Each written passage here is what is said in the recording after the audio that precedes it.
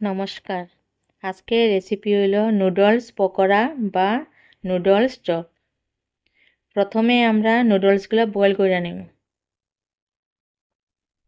তারপর আমরা কুচি করা ক্যাপসিকাম, গাজর, কাঁচা লঙ্কা,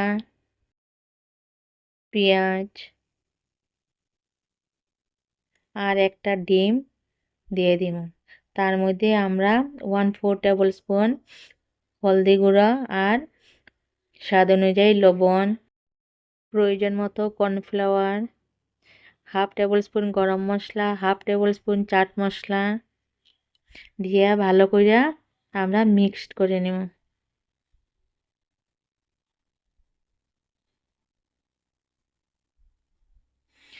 তারপর আমরা হাতে একটু একটু করে নিয়ে চপের আকার দিব, বা আপনারা ইচ্ছা করলে গোলভাবেও বানিয়ে নিতে পারবেন। ওইভাবেই আমরা সব পকোড়াগুলা রেডি করে নেব।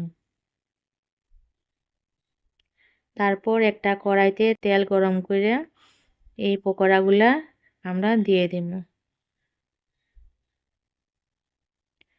তারপর আমরা দুই সাইড ভালো করে ভাজা নেব। পকোড়াগুলো আমরা লাল লাল করে ভাজা নেব। এইভাবেই আমরা উল্টে পাল্টে ভালো করে চারিদিক যাতে ভাজা হয় এইভাবেই আমরা ভাজা নেব।